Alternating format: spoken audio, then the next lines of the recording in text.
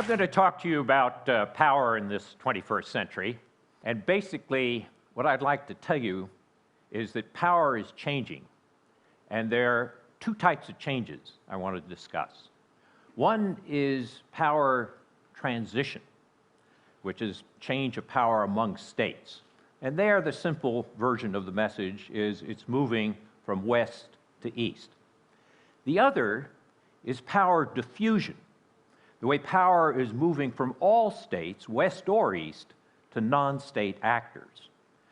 Those two things are the huge shifts of power in our century, and I want to tell you about them each separately and then how they interact and why, in the end, there may be some good news. When we talk about power transition, we often talk about the rise of Asia. It really should be called the recovery or return of Asia. If we looked at the world in 1800, you'd find that more than half of the world's people lived in Asia, and they made more than half of the world's product. Now, fast forward to 1900, half the world's people, more than half, still live in Asia, but they're now making only a fifth of the world's product. What happened? The Industrial Revolution, which meant that all of a sudden Europe and America became the dominant center of the world. What we're going to see in the 21st century is Asia gradually returning to being more than half of the world's population and more than half of the world's product. That's important, and it's an important shift. But let me tell you a little bit about the other shift that I'm talking about, which is power diffusion. To understand power diffusion, put this in your mind. Computing and communications costs have fallen 1,000-fold between 1970 and the beginning of this century. Now, that's a big abstract number, but to make it more real, if the price of an automobile had fallen as rapidly as the price of computing power, you could buy a car today for $5. Now, when the price of any technology declines that dramatically, the barriers to entry go down. Anybody can play in the game. So in 1970, if you wanted to communicate from Oxford to Johannesburg to New Delhi to Brasilia and anywhere simultaneously, you could do it. The technology was there. But to be able to do it, you had to be very rich. A government, a multinational corporation, maybe the Catholic Church, but you had to be pretty wealthy. Now, anybody has that capacity, which previously was restricted by price just to a few actors, if they have the price of entry into an internet cafe. And the last time I looked, it was something like £1 an hour. And if you have Skype, it's free. So capabilities that were once restricted are now available to everyone. And what that means is not that the age of the state is over. The state still matters, but the stage is crowded. The state's not alone. There are many, many actors. Some of that's good. Oxfam, a great non-governmental actor. Some of it's bad. Al-Qaeda, another non-governmental actor. But think of what it does to how we think in traditional terms and concepts. We think in terms of war and interstate war. And you can think back to 1941 when the government of Japan attacked the United States at Pearl Harbor. It's worth noticing that a non-state actor attacking the United States in 2001 killed more Americans than the government of Japan did in 1941. You might think of that as the privatization of war. So we're seeing a great change in terms of diffusion of power. Now, the problem is that we're not thinking about it in very innovative ways. So let me step back and ask, what's power? Power is simply the ability to affect others to get the outcomes you want. And you can do it in three ways. You can do it with threats of coercion, sticks. You can do it with payments, carrots. Or you can do it by getting others to want what you want, And that ability to get others to want what you want, to get the outcomes you want without coercion or payment, is what I call soft power. And that soft power has been much neglected and much misunderstood. And yet it's tremendously important. Indeed, if you can learn to use more soft power, you can save a lot on carrots and sticks. Traditionally, the way people thought about power was primarily in terms of military power. For example, the great Oxford historian who taught here at this university, A.J.P. Taylor, defined a great power as a country able to prevail in war. But we need a new narrative if we're to understand power in the 21st century. It's not just prevailing in war, though war still persists. It's not whose army wins, it's also whose story wins. And we have to think much more in terms of narratives and whose narrative is going to be effective. Now, let me go back to the question of power transition between states and what's happening there. The narratives that we use now tend to be the rise and fall of the great powers. And the current narrative is all about the rise of China and the decline of the United States. Indeed, with the 2008 financial crisis, many people said this was the beginning of the end of American power. The tectonic plates of world politics were shifting. And President Medvedev of Russia, for example, pronounced in 2008 this was the beginning of the end of the United States power. But in fact, this metaphor of decline is often very misleading. If you look at history, in recent history, you'll see that cycles of belief in American decline come and go every 10 or 15 years or so. In 1958, after the Soviets put up Sputnik, that's the end of America. In 1973, with the oil embargo and the closing of the gold window, that was the end of America.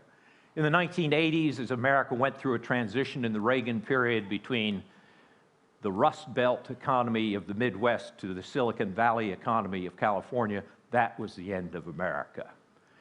But in fact, what we've seen is none of those were true. Indeed, people were over-enthusiastic in the early 2000s, thinking America could do anything, which led us into some disastrous foreign policy adventures, and now we're back to decline again. The moral of this story is all these narratives about rise and fall and decline tell us a lot more about psychology than they do about reality. If we try to focus on the reality, then what we need to focus on is what's really happening in terms of China and the United States. Goldman Sachs has projected that the Chinese economy will surpass that of the US by 2027. So we've got, 17 more years to go or so before China's bigger. Now, someday, with 1.3 billion people getting richer, they are going to be bigger than the United States. But be very careful about these projections, such as the Goldman Sachs projection, as though that gives you an accurate picture of power transition in this century. Let me mention 3 reasons why it's too simple. First of all, it's a linear projection. You know, everything says, here's the growth rate of China, here's the growth rate of the US, here it goes, straight line. History's not linear. There are often bumps in the road, accidents along the way. The second thing is that the Chinese economy passes the US economy in, let's say, 2030, which it may. That will be a measure of total economic size, but not of per capita income. Won't tell you about the composition of the economy. China still has large areas of underdevelopment, and per capita income is a better measure of the sophistication of the economy, and that the Chinese won't catch up or pass the Americans until somewhere in the latter part, after 2050 of this century. The other point that's worth noticing is how one-dimensional this projection is. You know, it looks at economic power measured by GDP. Doesn't tell you much about military power, doesn't tell you much about soft power. It's all one-dimensional. And also, when we think about the rise of Asia, or return of Asia, as I called it a little bit earlier, it's Worth remembering, Asia is not one thing. If you're sitting in Japan, or in New Delhi, or in Hanoi, your view of the rise of China is a little different than if you're sitting in Beijing. Indeed, one of the advantages that the Americans will have in terms of power in Asia is all those countries want an American insurance policy against the rise of China. It's as though Mexico and Canada were hostile neighbors to the United States, which they're not. So these simple projections of the Goldman Sachs type are not telling us what we need to know about power transition. But you might ask, well, so what in any case? Why does it matter? Who cares? Is this just a game that diplomats and academics play? The answer is it matters quite a lot, because if you believe in decline and you get the answers wrong on this, the facts, not the myths, you may have policies which are very dangerous. Let me give you an example from history. The Peloponnesian War was the great conflict in which the Greek city-state system tore itself apart 2.5 millennia ago. What caused it? Thucydides, the great historian of the Peloponnesian War, said it was the rise in the power of Athens and the fear it created in Sparta. Notice both halves of that explanation. Many people argue that the 21st century is going to repeat the 20th century, in which World War I, the great conflagration in which the European state system tore itself apart and destroyed its centrality in the world, that was caused by the rise in the power of Germany and the fear it created in Britain. So there are people who are telling us this is going to be reproduced today, that what we're going to see is the same thing now in this century. No, I think that's wrong. It's bad history. For one thing, Germany had surpassed Britain in industrial strength by 1900, and as I said earlier, China has not passed the United States. But also, if you have this belief and it creates a sense of fear, it leads to overreaction. And the greatest danger we have of managing this power transition, of the shift toward the East, is fear. To paraphrase Franklin Roosevelt from a different context, the greatest thing we have to fear is fear itself. We don't have to fear the rise of China or the return of Asia. And if we have policies in which we take it with that larger historical perspective, we're going to be able to manage this process. Let me say a word now about the distribution of power and how it relates to power diffusion, and then pull these two types together. If you ask how is power distributed in the world today, it's distributed much like a three-dimensional chess game. Top board, military power among states. The United States is the only superpower, and it's likely to remain that way for 2 or 3 decades. China's not going to replace the US on this military board. Middle board of this three-dimensional chess game, economic power among states. Power is multipolar. There are balancers. The US, Europe, China, Japan can balance each other. The bottom board of this three-dimensional chess game, the board of transnational relations, things that cross borders outside the control of governments, things like climate change, drug trade, financial flows, pandemics, all these things that cross borders outside the control of governments. There, nobody's in charge. It makes no sense to call this unipolar or multipolar. Power is chaotically distributed. And the only way you can solve these problems, and this is where many of our greatest challenges are coming in this century, is through cooperation, through working together, which means that soft power becomes more important, that ability to organize networks to deal with these kinds of problems and to be able to get cooperation. Another way of putting it is that as we think of power in the 21st century, we want to get away from the idea that power is always zero-sum. My gain is your loss and vice versa. Power can also be positive-sum, where your gain can be my gain. If China develops greater energy security and greater capacity to deal with its problems of carbon emissions, That's good for us, as well as good for China, as well as good for everybody else. So empowering China to deal with its own problems of carbon is good for everybody. And it's not a zero-sum I win, you lose. It's one in which we can all gain.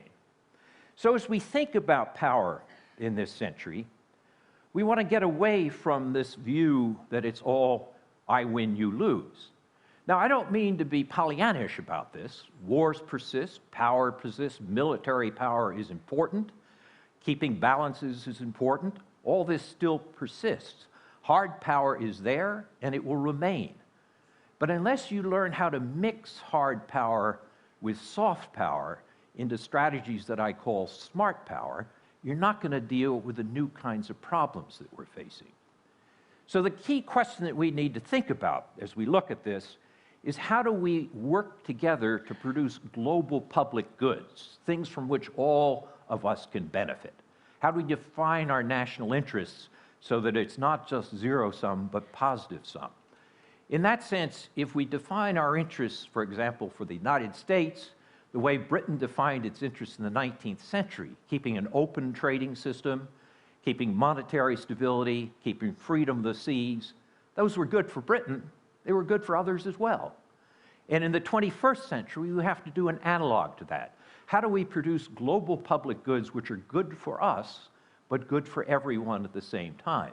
And that's going to be the good news dimension of what we need to think about as we think of power in the 21st century. There are ways to define our interests in which, while protecting ourselves with hard power, we can organize with others in networks to produce not only public goods, but ways that will enhance our soft power. So if one looks at the statements that have been made about this, I am impressed that when Hillary Clinton described the foreign policy of the Obama administration, she said that the foreign policy of the Obama administration was going to be smart power. As she put it, using all the tools in our foreign policy toolbox. And if we're going to deal with these two great power shifts that I described, the power shift represented by transition among states, the power shift represented by diffusion of power away from all states, we're going to have to develop a new narrative of power in which we combine hard and soft power into strategies of smart power. And that's the good news I have. We can do that. Thank you very much.